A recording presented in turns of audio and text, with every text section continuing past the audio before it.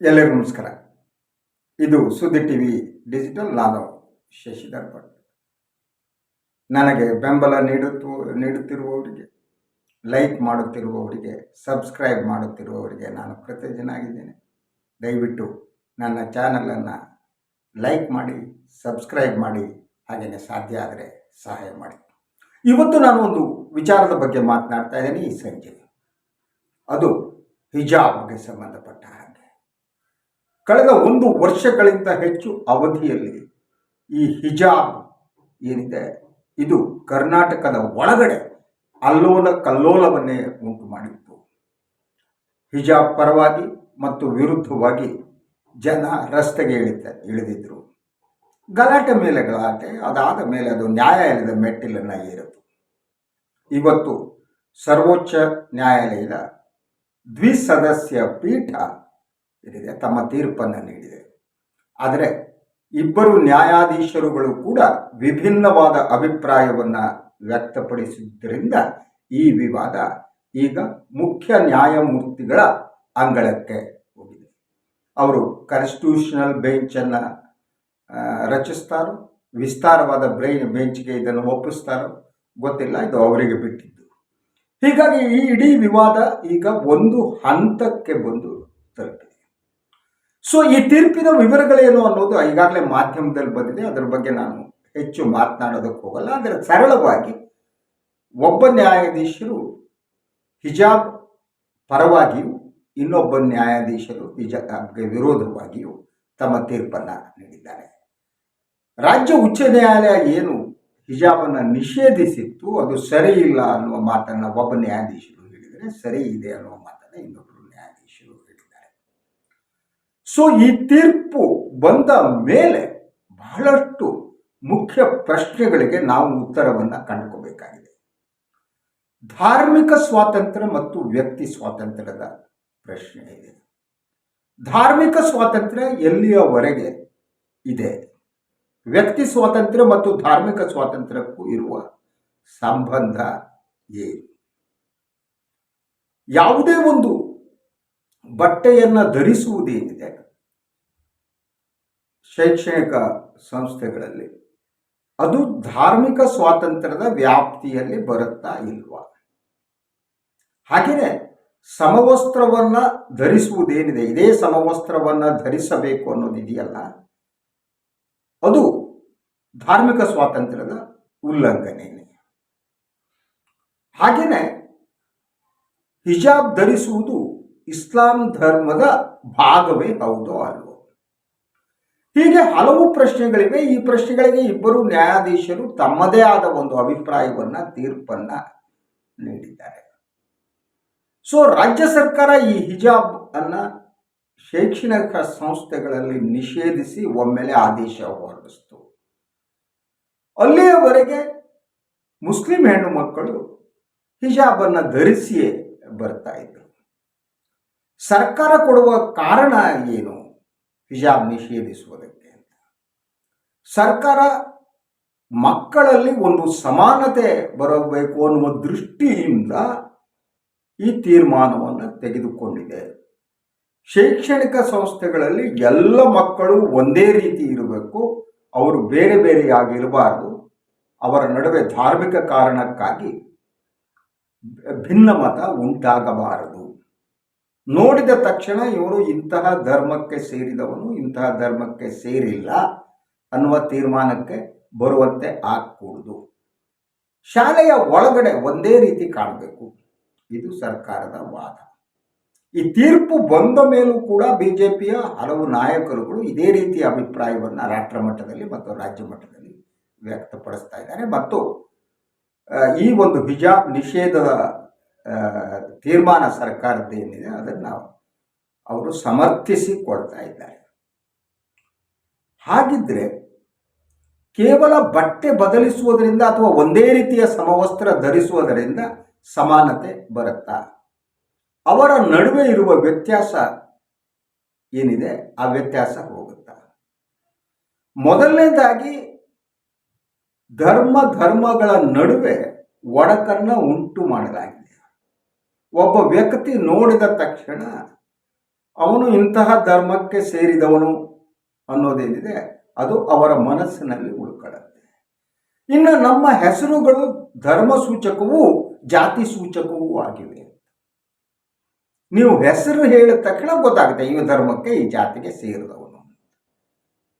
So ಆಗ ನೀವು ಹೆಸರು ಹೇಳಿದ್ದು ಗೊತ್ತಾಗುವುದೇನಿದೆ ಅದು ಬಟ್ಟೆ ಸಮವಸ್ತ್ರ ಧರಿಸಿದ ತಕ್ಷಣ ಬದಲಾಗ್ಬಿಡುತ್ತಾ. ನಾನೊಬ್ಬ ಮಹಾನ್ ಕೋಮುವಾದಿ ಅಂದ್ಕೊಳ್ಳಿ, ನಾನು ಮಹಾನ್ ಮುಸ್ಲಿಂ ವಿರೋಧಿ ಅಂದ್ಕೊಳ್ಳಿ, ನಾನು ಬಟ್ಟೆಯನ್ನು ಸಮವಸ್ತ್ರ ಧರಿಸುವ ಮೂಲಕ ನನ್ನ ಮನಸ್ಸಿನ ಒಳಗಡೆ ಇರುವ ಆ ಮುಸ್ಲಿಂ ವಿರೋಧ ಅಲ್ಪಸಂಖ್ಯಾತ ವಿರೋಧ ಹೊರಟೋಗ್ಬಿಡುತ್ತಾ, ನಾವೆಲ್ಲ ಒಂದೇ ಅನ್ನೋ ಸ್ಥಿತಿ ಬರುತ್ತಾ? ಇಲ್ಲ, ಬರಲ್ಲ. ಅದು ಮನಸ್ಸಿಗೆ ಮತ್ತು ಹೃದಯಕ್ಕೆ ಸಂಬಂಧಪಟ್ಟಿದ್ದಾಗಿದೆ. ಮನಸ್ಸು ಮತ್ತು ಹೃದಯಗಳಲ್ಲಿ ವಿಷವನ್ನು ತುಂಬಿದ ಮೇಲೆ ನೀವು ಬಟ್ಟೆಯ ಮೂಲಕ ಅದನ್ನು ಬದಲಾಯಿಸಬೇಕಾಗಲ್ಲ ಅಲ್ವಾ? ಸೊ ಈ ಪ್ರಶ್ನೆಗಳೇನಿವೆ, ಈ ಪ್ರಶ್ನೆಗಳು ಎಲ್ಲಿಯವರೆಗೆ ಹೋದವು, ಏನಾದವು ನೋಡಿ.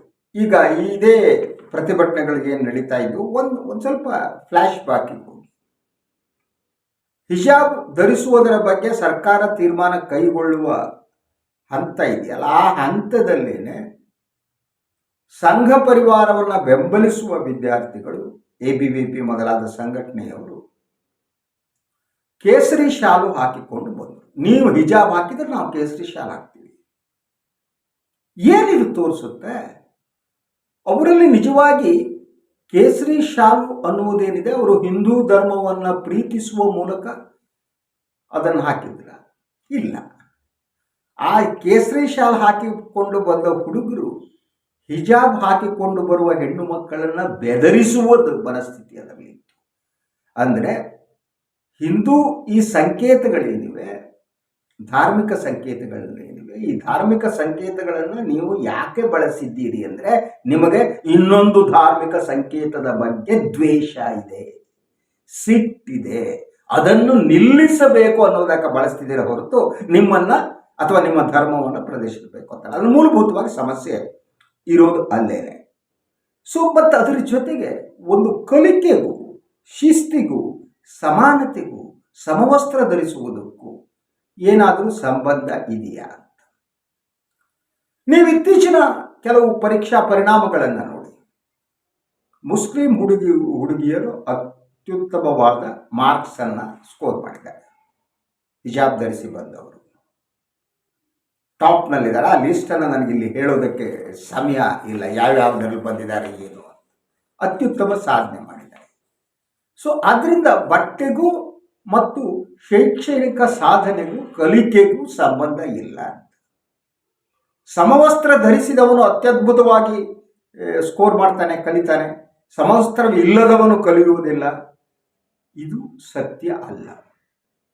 ಯಾಕಂದರೆ ಕಲಿಕೆ ಅನ್ನುವುದು ಮನಸ್ಸಿಗೆ ಸಂಬಂಧಪಟ್ಟಿದ್ದು, ಬುದ್ಧಿಗೆ ಸಂಬಂಧಪಟ್ಟಿದ್ದು, ಅದಕ್ಕೂ ಹೊರಗಿನ ಬಟ್ಟೆಗೂ ಸಂಬಂಧ ಇಲ್ಲ. ಸೊ ಈ ಹಿಜಾಬ್ ಇಸ್ಲಾಂ ಧಾರ್ಮಿಕ ಆಚರಣೆಯ ಭಾಗವೇ ಅನ್ನುವ ಒಂದು ಪ್ರಶ್ನೆಯನ್ನು ನ್ಯಾಯಾಲಯ ಬಹಳ ಗಂಭೀರವಾಗಿ ಪರಿಗಣಿಸಿದೆ. ಯಾಕಂದರೆ ಒಂದೊಮ್ಮೆ ಹಿಜಾಬ್ ಅನ್ನುವುದು ಇಸ್ಲಾಂ ಧಾರ್ಮಿಕ ಆಚರಣೆಯ ಭಾಗವಾಗಿದ್ದರೆ ಆಗ ಅದು ಅವರ ಧಾರ್ಮಿಕ ಸ್ವಾತಂತ್ರ್ಯ ಆಗುತ್ತೆ, ಬೇರೆಯವರು ಹಸ್ತಕ್ಷೇಪ ಮಾಡೋದಕ್ಕಾಗಲ್ಲ. ಸೊ ಅದು ಧಾರ್ಮಿಕ ಸ್ವಾತಂತ್ರ್ಯದ ಒಂದು ಭಾಗ. ಸೊ ಈ ಹಿನ್ನೆಲೆಯಲ್ಲಿ ಇಬ್ಬರು ನ್ಯಾಯಮೂರ್ತಿಗಳು ಈ ಪ್ರಶ್ನೆಯನ್ನು ವಿಶ್ಲೇಷಿಸಿದ್ದಾರೆ. ಹಿಜಾಬ್ ಧರಿಸುವುದು ಇಸ್ಲಾಂ ಧರ್ಮದ ಭಾಗವೇ ಅಥವಾ ಅಲ್ಲವೇ? ಈ ವಿಚಾರದಲ್ಲಿ ಇಬ್ಬರು ನ್ಯಾಯಮೂರ್ತಿಗಳ ಏನಿದೆ ಪ್ರತಿಕ್ರಿಯೆ ಮತ್ತು ವಿಶ್ಲೇಷಣೆ ವಿಭಿನ್ನವಾಗಿತ್ತು. ಒಬ್ಬರ ಪ್ರಕಾರ ಇದು ಇಸ್ಲಾಂ ಧಾರ್ಮಿಕ ಆಚರಣೆಯ ಭಾಗ, ಇನ್ನೊಬ್ಬರ ಪ್ರಕಾರ ಇಸ್ಲಾಂ ಧಾರ್ಮಿಕ ಆಚರಣೆಯ ಭಾಗ ಅಲ್ಲ. ಸೊ ಇದು ಇಸ್ಲಾಂ ಧಾರ್ಮಿಕ ಆಚರಣೆಯ ಭಾಗ ಹೌದೋ ಅಲ್ವೋ ಅನ್ನುವ ತೀರ್ಮಾನ ತೆಗೆದುಕೊಳ್ಳೋದು ಹೇಗೆ? ಅಥವಾ ನೀವು ಇಸ್ಲಾಂ ಧಾರ್ಮಿಕ ಆಚರಣೆಯ ಭಾಗ ಅನ್ನುವುದಕ್ಕೆ ನೀವು ಯಾವ ಸಾಕ್ಷ್ಯಾಧಾರಗಳನ್ನು ಗಮನಿಸ್ತೀರಿ? ಒಂದು ಕುರಾನ್, ಇಸ್ಲಾಂ ಧರ್ಮದ ಮೂಲ ಗ್ರಂಥ. ಕುರಾನ್ನಲ್ಲಿ ಹಿಜಾಬ್ ಧರಿಸುವುದು ಅದರ ಭಾಗವಾಗಿದೆಯೇ, ಅದರಲ್ಲಿ ನಮೂದಿಸಲಾಗಿದೆಯೇ? For the sake of discussion, ಕುರಾನ್ನಲ್ಲಿ ಹಿಜಾಬ್ ಏನಿದೆ ಅದು ಧರಿಸಬೇಕು ಅನ್ನುವ ಒಂದು ನಿಯಮ ಇಲ್ಲದಿದ್ದರೆ ಅದು ಇಸ್ಲಾಂ ಧಾರ್ಮಿಕ ಆಚರಣೆಯ ತೀರ್ಮಾನವಲ್ಲ ಅಂತ ಹೇಗೆ ತೀರ್ಮಾನಕ್ಕೆ ಬರೋಕ್ಕಾಗುತ್ತೆ ನೀವು? ಯಾಕಂದ್ರೆ ಎಲ್ಲ ಧಾರ್ಮಿಕ ಆಚರಣೆಗಳು ಕೂಡ ಕಾಲಘಟ್ಟದಲ್ಲಿ ಬೆಳೀತಾ ಹೋಗ್ತವೆ. ಈ ಹಿಜಾಬ್ ಮತ್ತು ಈ ಪರದಾ ಅಂತ ಹೇಳ್ತೀವಿ, ಅದು ಕೇವಲ ಇಸ್ಲಾಂ ಮತಾವಲಂಬಿಗಳು ಮಾತ್ರ ಅಲ್ಲ, ಎಲ್ಲ ಧರ್ಮಗಳು ಬಳಸುವುದಂತದೆ. ನೀವು ಉತ್ತರ ಭಾರತದಲ್ಲಿ ನೋಡಿದ್ರೆ ಹೆಣ್ಮಕ್ಳು ಫುಲ್ ತಲೆ ಮೇಲೆ ಹಾಕೊಂಡ್ಬಿಟ್ಟು ಕಣ್ಣು ಕಾಣದಷ್ಟು ಸೀರೆಯನ್ನು ಮುಚ್ಚಿಕೊಂಡಿರ್ತಾರೆ. ರಜಪೂತರು ಪರದಾ ಹಾಕುವ ಒಂದು ದೀರ್ಘ ಪರಂಪರೆಯಲ್ಲಿ ಬಂದಿದ್ದರು. ಇವತ್ತು ಕೂಡ ನೀವು ಉತ್ತರ ಭಾರತದ ಗ್ರಾಮಾಂತರ ಪ್ರದೇಶಗಳಿಗೆ ಹೋದರೆ ಕಾಣುತ್ತೆ, ಹೆಣ್ಮಕ್ಳು ಫುಲ್ಲು ಮುಚ್ಚಿಕೊಂಡಿರ್ತಾರೆ. ಅದರಿಂದ ಇದು ಒಂದು ಧರ್ಮಕ್ಕೂ ಸೀಮಿತ ಆಗಿಲ್ಲ, ಆಚರಣೆಯಲ್ಲಿ ಬಂದದ್ದು. ಇಸ್ಲಾಂನಲ್ಲೂ ಅದು ಆಚರಣೆಯಲ್ಲಿ ಬಂದಿದೆ ಅಂತ ಇಟ್ಕೊಳ್ಳಿ. ಸೊ ಆಚರಣೆಯಲ್ಲಿ ಬಂದಿದೆ, ಬೆಳೆದು ಬಂದಿದೆ, ಅದು ಭಾಗ ಅಲ್ಲ ಅನ್ನುವುದು ಹೇಗೆ? ಅದನ್ನು ತೀರ್ಮಾನ ತೆಗೆದುಕೊಳ್ಳುವುದು ನೀವು ಇಸ್ಲಾಂ ಧರ್ಮದ ಅಥವಾ ಯಾವುದೇ ಧರ್ಮ ಇಟ್ಕೊಳ್ಳಿ, ಆಚರಣೆಯ ಮೇಲೆ ಅದರ ತೀರ್ಮಾನ ತಗೋತೀರೋ ಅಥವಾ ಅದರ ಮೂಲ ಗ್ರಂಥದಲ್ಲಿ ಅದಿದೆ ಅನ್ನೋದ್ರ ಮೇಲೆ ತೀರ್ಮಾನ ತಗೋತೀರೋ? ಮೂಲ ಗ್ರಂಥವನ್ನೇ ಇಟ್ಕೊಂಡು ನೀವು ತೀರ್ಮಾನ ಮಾಡಿದರೆ ಆಚರಣೆಗಳನ್ನು ಎಲ್ಲವನ್ನ ಕೂಡ ಡಿನೈ ಮಾಡದಂತೆ. ಅದು ಹಿಂದೂ ಧರ್ಮಕ್ಕೂ ಸಂಬಂಧಪಟ್ಟ ಹಾಗೆ.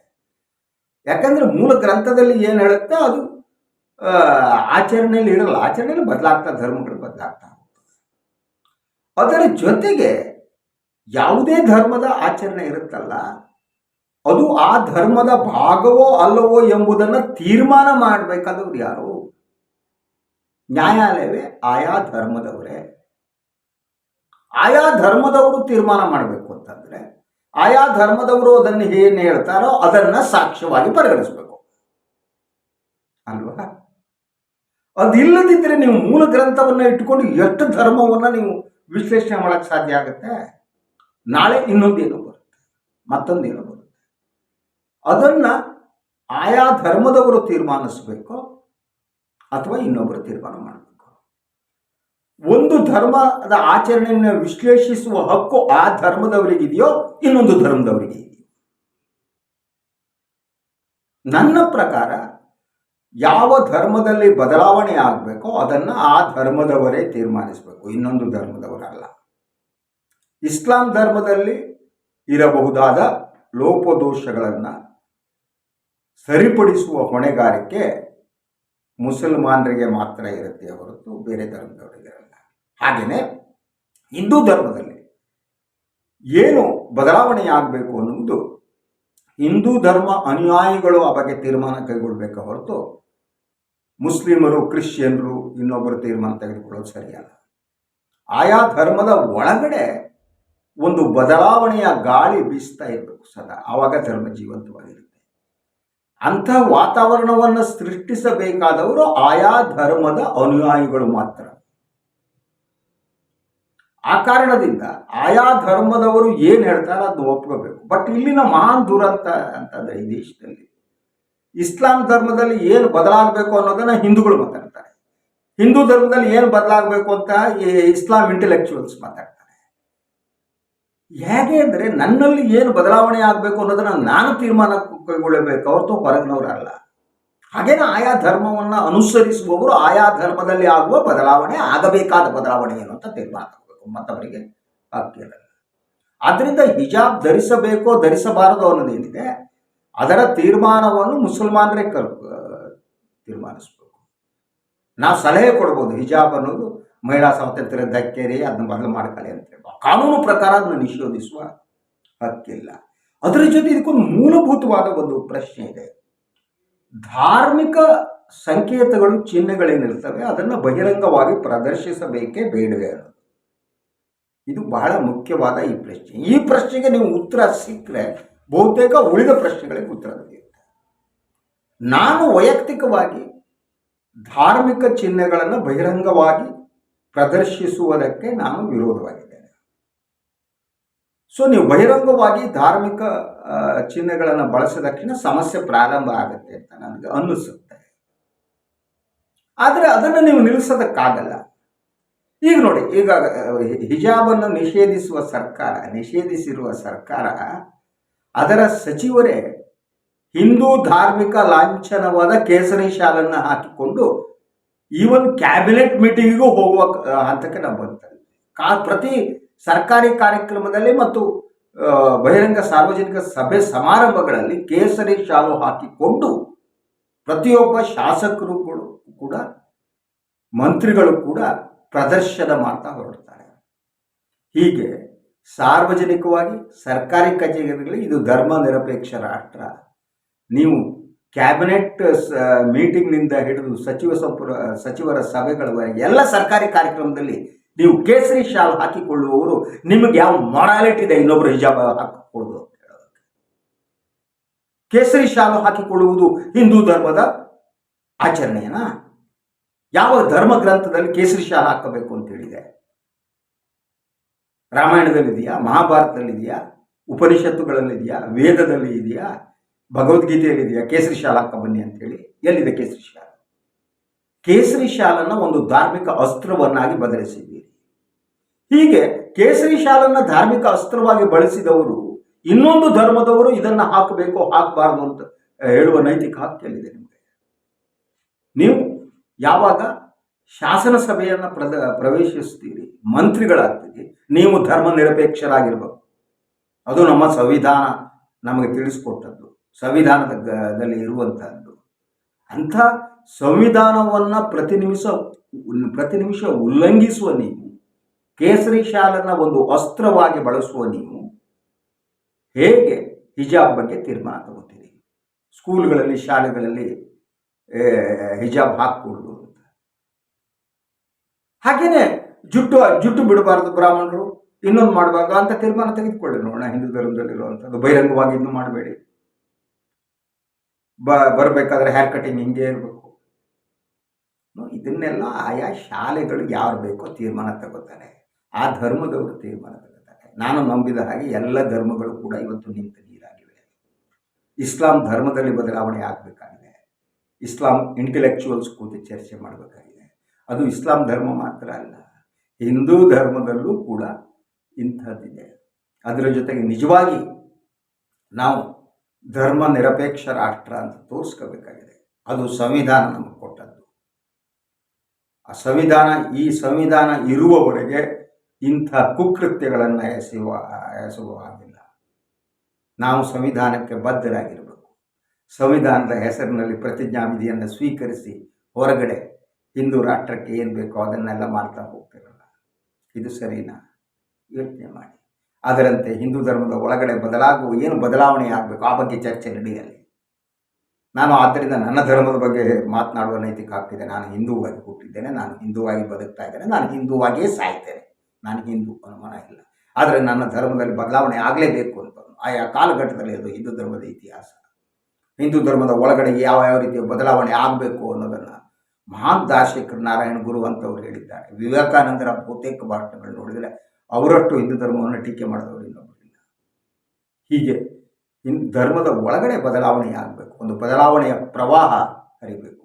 ಅದು ಇಸ್ಲಾಂನಲ್ಲೂ ಹರಿಬೇಕು. ಆ ಬದಲಾವಣೆಯ ಪ್ರವಾಹ ಈ ಕಾಲಘಟ್ಟದಲ್ಲಿ ಬಂದಿರುವ ಯಾವ್ಯಾವ ಆಚರಣೆ ಬೇಕು ಬೇಡ ಅನ್ನುವ ತೀರ್ಮಾನವನ್ನು ಅವರು ತಗೋಬೇಕು. ಹಿಜಾಬ್ ಬೇಕೇ ಬೇಡ ಅನ್ನೋದನ್ನು ಇಸ್ಲಾಂನವರೇ ತೀರ್ಮಾನ ತೆಗೆದುಕೊಳ್ಬೇಕೆ ಹೊರತು ಬೇರೆಯವರಲ್ಲ. ಇದು ಇವತ್ತಿನ ಮಾತು. ನನಗೆ ಈ ತೀರ್ಪು ಬಂದ ಮೇಲೆ ನನಗೆ ಅನಿಸಿದ್ದು. ಹಾಗೆಯೇ ಎಲ್ಲರಿಗೂ ಒಳ್ಳೆಯದಾಗಲಿ. ನನ್ನ ವಾಹಿನಿಯನ್ನು ಲೈಕ್ ಮಾಡಿ, ಸಬ್ಸ್ಕ್ರೈಬ್ ಮಾಡಿ, ಹಾಗೆಯೇ ನಿಮ್ಮ ಕೈಲಾದ ಬೆಂಬಲ ಕೊಡಿ. ಸ್ವತಂತ್ರ ಪತ್ರಿಕೋದ್ಯಮವನ್ನು ಉಳಿಸಿ ಅಂತ ಹೇಳ್ತಾ ಎಲ್ಲರಿಗೂ ಒಳ್ಳೆಯದಾಗಲಿ. ನಮಸ್ಕಾರ.